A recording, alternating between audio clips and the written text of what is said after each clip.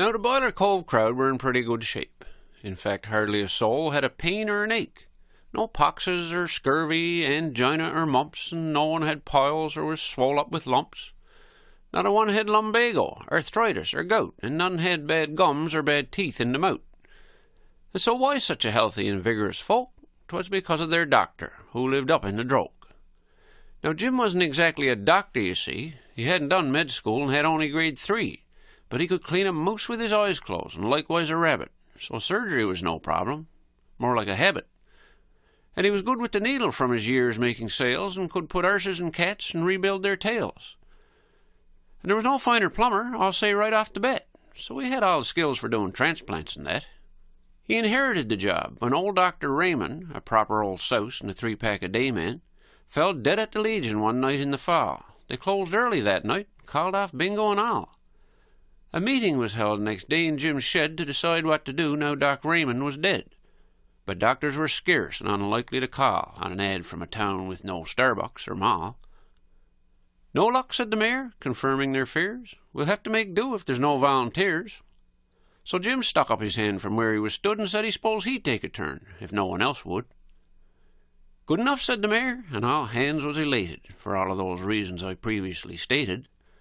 But Jim had conditions, to which all did agree. He wouldn't be doctoring while he watched land and sea, or when the capelin was in or the bake apples ripe, and he wanted free baccy for his chew and his pipe, and 2 brace a week when tur season was on. See, his boat was okay, but his motor was gone. And so that was it. Jim's job was lanched, and in no time at all someone had to get panched. Young Dickie Brown showed up to the shed, bouged out like a tierce, and looking half dead. Jim said he s'posed 'twas the appendix gone bad, so he knocked Dickie out with some moonshine he had, and then he opened him up with a filleting knife cleaned up with Javix he scrounged from Dick's wife. In no time at all the patient was fine, and Jim sewed him up with monofilament line.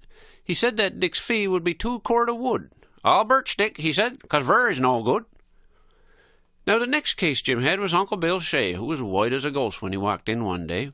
Jim sized him up and said after a spell, "The timing is off on your heart, Uncle Bill." "You wants a pacemaker," was the next thing Jim said.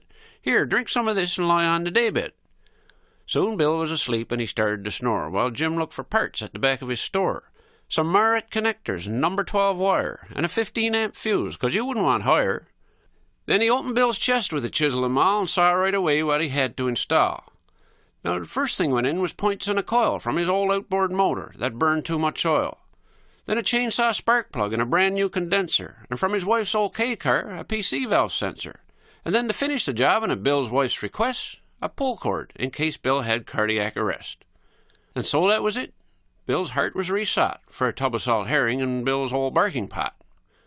Now, Jim wasn't so handy when it came to obstetrics, so he called for some backup when young Colette Dick showed up last Tuesday about 2:30, as big as a puncheon, 2 weeks overdue. Jim's Mrs. Josie'd had 10 kids altogether, and she came right away when Jim went to get her. He stood off from the daybed and said, "Well, what do you think, Jos?" "Get some powder, Jim," she said, "and we'll quill her, I suppose." Jim had black powder from the muzzle-loader days. "Better draw some," he said, "just like Jos says." Then he found a goose feather and cut off both ends and had a nice little tube, sir, right straight, with no bends. Jos looked at the tube to make sure it was right and put powder in the wide end and packed it in tight. "Now, Colette," she said, "this should do it, I suppose." And with that, she blew the works right up Colette's nose. The next thing Colette sneezed, sir, 'twas just like the thunder, and the legs on the daybed just about buckled under. And then a baby came out and started to bawl, and another right after. 'Twas a twin after all. Colette wanted Jim and Josie to name him, and so a notice appeared in our paper, the Bayman. Arrived January the 8th at about 6:30, Johnson and his twin brother, Evinrude Dix. Now things were quiet for a while, which suited Jim to a T. He had firewood to cut down and clave up, you see. Then one day last year this fellow came to town from the government and started to call Jim right down. "Oh, you're no kind of doctor with no licence to practice. At least that's what I'm advised that the facts is. I insist you desist and accompany me to the local detachment of the RCMP." Then he turned on his heel to go back to his car with his nose in the air, but he didn't get far. He tripped on a crankshaft Jim had on the floor, and down he went rousel, and he let out some roar. Oh, what a state he was in, with his crying and choking and screeching and bawling that his leg must be broken. "You're a doctor," he said. "You must help, I insist." Jim said, "Lie on the daybed and drink some of this."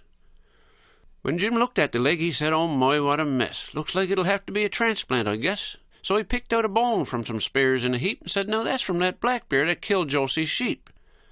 When Buddy woke up, he thought the world over Jim, and he announced that he'd no longer be hassling him. He said, "I must have been given some bad information." "Not bad, eh?" said Jim, "for a bare bones operation." Well, Jim is still at it, the only doctor in town, and Buddy from the government's still hanging around. He spends all his winters asleep like a lump, and in the summer he hangs round the Boiler Cove dump.